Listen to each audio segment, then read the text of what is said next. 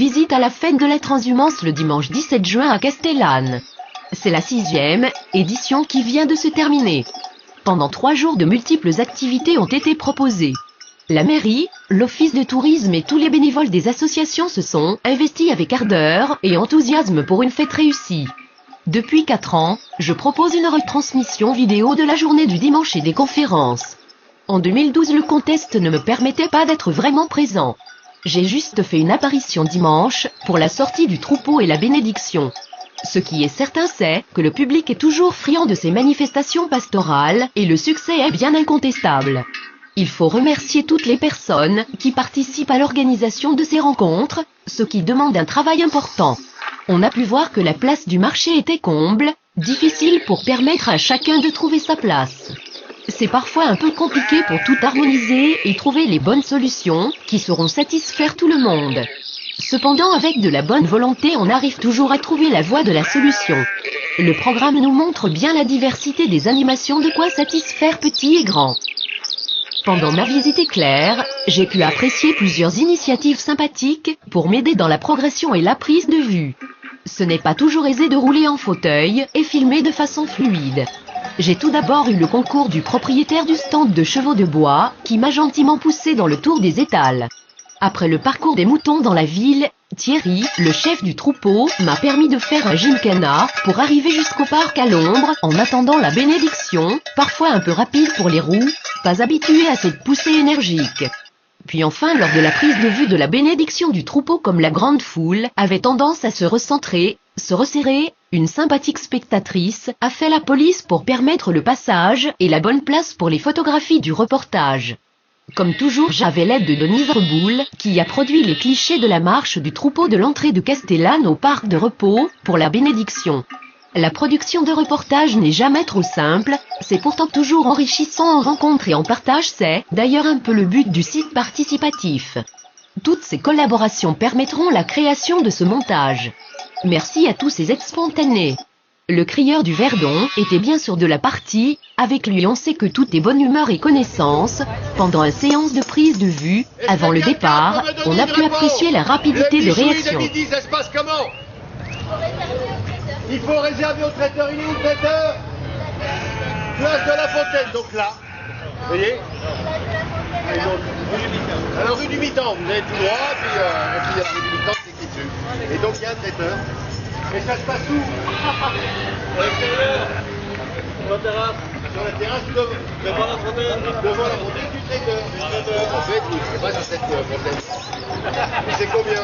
50 mètres. Voilà, c'est une réponse. Entre 12 et 15 euros. Une question lui était posée, et hop, après quelques secondes il appelle la population à lui répondre avec sa voix grave et percutante. Voilà donc notre touriste renseigné pour pouvoir se rendre à la réservation du repas. En fait, il suffit de demander, et on peut retrouver toute l'utilité des crieurs d'autrefois qui communiquaient à la population toutes les nouvelles. Même à l'heure de la communication numérique, l'utilité du contact est peut-être encore bien utile, n'est-ce pas l'homme en orange? Il faut la voix du crieur du Verdon quand même, qui est forte. Voilà. Il y a un minimum. Ah oui, voilà. Il faut qu'il serve quand même. Hein. Ouais, mais dès qu'on pose des questions, hop, j'essaye de répondre. Et voilà, instantané. Ouais, tu mets une pièce dans la fente et ouais. Donc voilà. Un système qui fonctionne très bien. Je me répète un peu chaque année, mais la famille Martin permet à la fête de perdurer, il faut leur rendre hommage, aussi, pour leur patience et leur bonne humeur. Ce n'est pas simple de satisfaire toutes ces demandes et questionnements qui se renouvellent à chaque interpellation, surtout lorsque ce n'est pas vraiment dans les habitudes quotidiennes. Et parfois la gestion des multiples photographes pas vraiment prudents par rapport aux animaux et notamment les patous peuvent donner des frayeurs. Il faudrait peut-être mettre des pancartes avec un joli phrasé pour rééduquer tout ce joli monde à la bienséance et la prudence d'usage du monde pastoral. Il faut aussi se soumettre au protocole et calage des horaires, la minute près parfois, puis patienter de longues heures pour recadrer avec le programme, c'est sans doute une contrainte sympathique mais contrainte tout de même. Il faut juste en avoir conscience. Bien que le passage fût court, de 10 à 12 heures, ce sera un moment agréable, le retour médiatique est peut-être un peu succinct et vraisemblablement pas vraiment à la hauteur de cet événement. Cependant, les sources sont nombreuses et je suis sûr que vous aurez l'occasion de découvrir les retours sur ces 3 belles journées de la transhumance 2012 sur d'autres espaces d'information.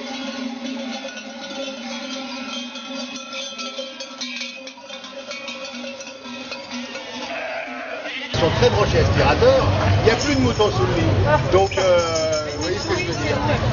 Ah bah, le troupeau est à l'heure, vers 11h il arrive, pas de bousculade. Il est vrai que l'organisation avait mis à contribution le crieur des Verdons, qui avait fait des annonces pour avertir le public de la venue imminente du troupeau. Après le passage aux abords de l'église, c'est le tour du village, avec ses ruelles étroites, qui permet de photos très sympathiques. D'ailleurs, les appareils photo ont dû faire chauffer les possesseurs informatiques des appareils numériques sur ce soleil torride. Il est peut-être vrai que si l'on avait pu questionner le troupeau, on aurait sans doute été surpris de la réponse. Sur ces drôles de personnes qui passent leur temps à nous photographier sur toutes les coutures comme s'ils ne nous connaissaient pas.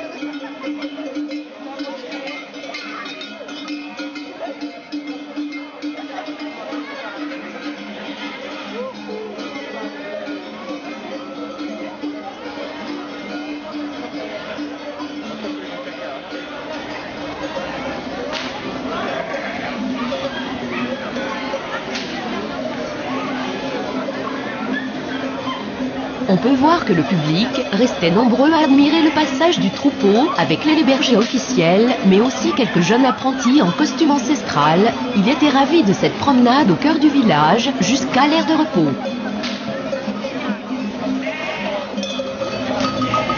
Et banal.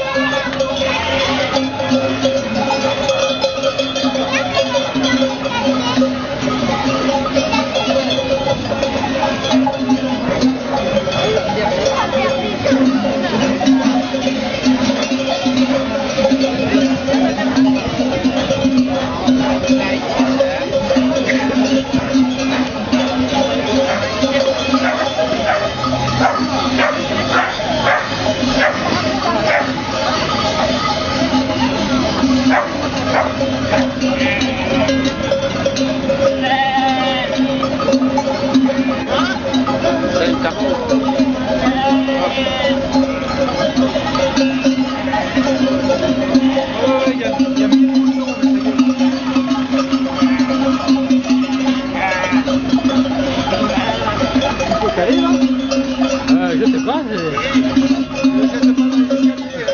Non. Bon, il peut descendre là. Il y a la rampe. Attends, on prend l'autre port, on va là-bas.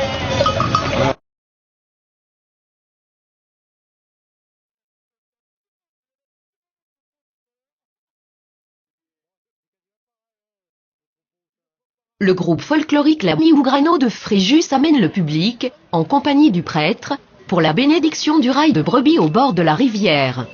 Tout ce beau monde s'installe en cercle face au troupeau, sous la surveillance des 4 patous. Après ce moment religieux, ce sera l'heure des discussions amicales et photographies avec les ovins et caprins en toile de fond, pour l'illustration des maisons principales ou autres fonds d'écran. Allez, laissons passer la troupe. Laissons rentrer la troupe dans l'heure. Par contre, ce drapeau est magnifique. On va faire. On va s'amuser.